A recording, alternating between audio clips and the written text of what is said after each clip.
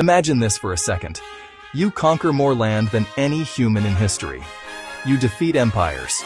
You command the largest contiguous empire the world has ever seen. But here's the part no one tells you. You don't do it with gold. You don't do it with taxes. And you definitely don't do it by hoarding wealth.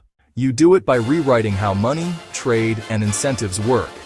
This is the story of Genghis Khan, not just the greatest conqueror in history, but one of the most underrated financial geniuses the world has ever seen. For most of history, empires were built the same way. Kings taxed peasants. They seized land. They hoarded treasure. They drained conquered regions to fund palaces and wars. Expansion made empires richer, until it didn't. Eventually, corruption spread. Trade slowed. Local economies collapsed. Most empires died under their own weight. The Mongol Empire didn't, and that's the mystery. Because Genghis Khan didn't rule a wealthy civilization when he started. He came from the steppes, no cities, no gold reserves, no written bureaucracy. So how did he finance the largest empire in human history? The answer is simple and radical. Genghis Khan understood something centuries before modern economists. Wealth grows faster when you move it than when you store it. Instead of extracting wealth, he unlocked it. Instead of crushing trade, he protected it. And instead of rewarding birthright, he rewarded results. That single shift changed everything. Let's start with incentives. In most empires, power was inherited. Money followed titles, and corruption was guaranteed. Genghis Khan abolished that. He promoted people based on competence, not bloodline. Generals, administrators, messengers. If you delivered value, you rose. If you failed, you were removed. That created the most brutally efficient meritocracy the world had ever seen. And efficiency is expensive, but it pays dividends. Next came trade. Conquerors usually destroy trade routes. Genghis Khan did the opposite. He made trade sacred. Merchants were protected by law. Caravans traveled safely across thousands of miles. Banditry was punished brutally. The Silk Road didn't just survive under Mongol rule. It exploded. Goods, ideas, technology, capital, everything moved faster. And when trade accelerates, wealth multiplies. Genghis Khan didn't tax trade to death. He scaled it. Now here's the part that reveals true financial genius. Genghis Khan didn't hoard treasure. He redistributed it. After battles, spoils were divided systematically among soldiers and commanders. Why? Because hoarded wealth creates disloyal elites. Distributed wealth creates buy-in. His soldiers weren't just fighting for conquest.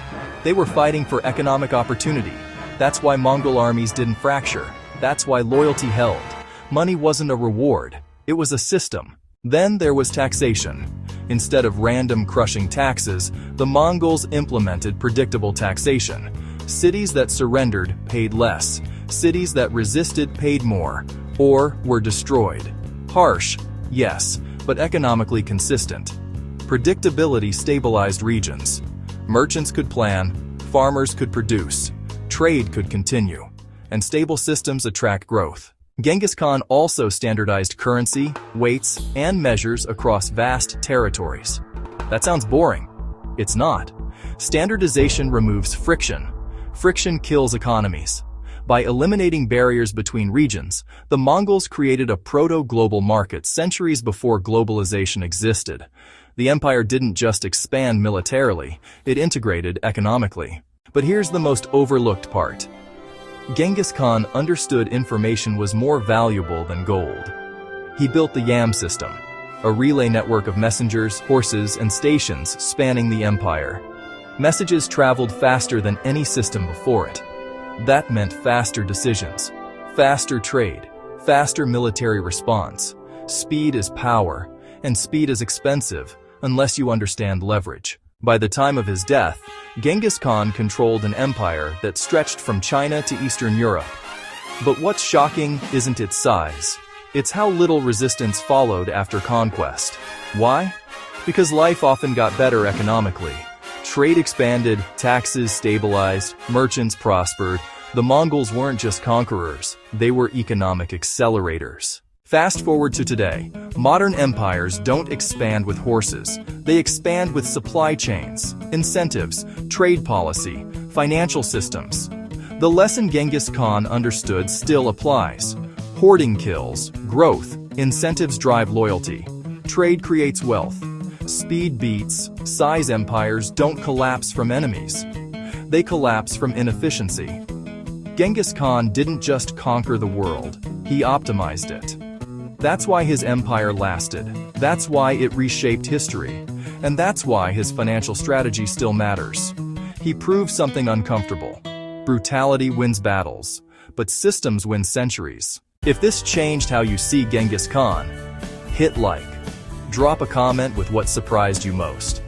And subscribe, because we're breaking down the hidden systems behind power, money, and history. See you in the next one.